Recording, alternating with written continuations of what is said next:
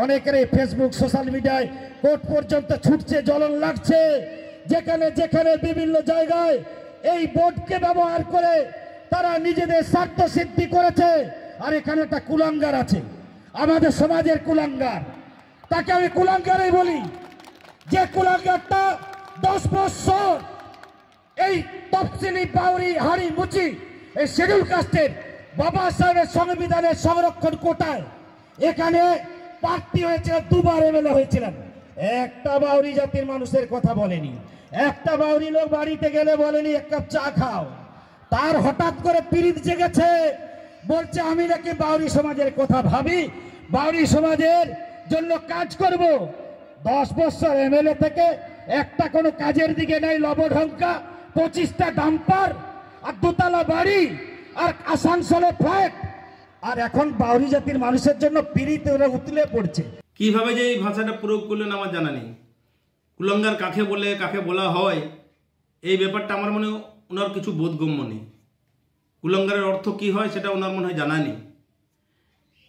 আর আমার একটা মনে হচ্ছে যে স্বপন বাউরিকে এমন একটা ভয়ের জায়গায় ভয় পেয়ে গেছে তারা, যে ভয় পাওয়ার থেকে তাদের জ্ঞান নেই যে কোথায় কি কথা বলতে হয়। মানে কি বলবো, একটা মূর্খের মতো কথাবার্তা। শুনুন, আমি 4 বার বিধানসভায় দাঁড়িয়েছি। গত 21 পর্যন্ত আমি জনপ্রতিনিধি ছিলাম। আমার হিসাব, আমার তথ্য প্রত্যেকবার নির্বাচন কমিশনের কাছে জমা দিতে হয়। সেই অনুযায়ী আমার সব সময় জমা দেওয়া আছে নির্বাচন কমিশনের কাছে। আমার যদি পেজ বার করে এখনো পেয়ে যাবে যে আমার হিসাব কি, তথ্য কি। একটা মূর্খের মতো কথাবার্তা বলছে। 25টা ডাম্পার আছে, যেটা আমি শুনলাম। আসানসোলে ফ্ল্যাট আছে, আমার নাকি 2 তলা বাড়ি। এই যে আনপার্লিমেন্টারি কথাবার্তা, এই কথাবার্তাগুলো আমি মনে হয় উনি যে শিক্ষিত প্রমাণ, এই শিক্ষিত প্রমাণ তাকে বোঝায় না। আমি চ্যালেঞ্জ করছি এই জায়গায় দাঁড়িয়ে, যদি প্রমাণ করতে পারে। আর সেই ভয়টা, সেই ভীতিটা ওনার কাজ করছে, ওনার অন্য হিসাব আছে।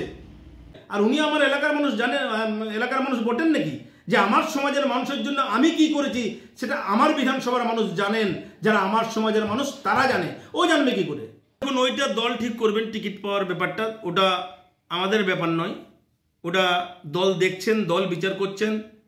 কিন্তু কালকে যে কথাগুলো বললেন, মনে হচ্ছে উনিই দল করছেন, উনিই সব সেরা, উনিই টিকিট দেবেন, উনিই টিকিট কেটে দেবেন।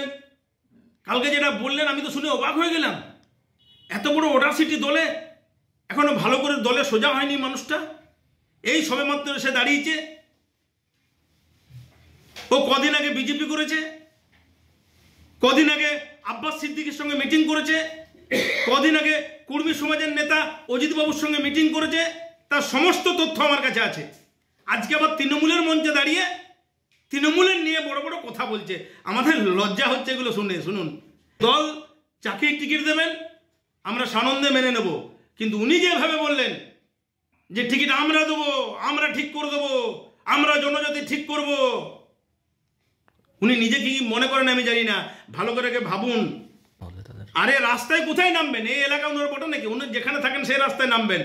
আমার এলাকার মানুষ, আমার সমাজের মানুষ, আমি আজকে জোর গলায় চিৎকার করে বলছি আপনাদের কাছে, আমার সমাজের মানুষ, আমার বিধানসভার মানুষ, আমার বাউরি সম্প্রদায়ের মানুষ আমার সাথে আছে, আগামী দিনেও থাকবে।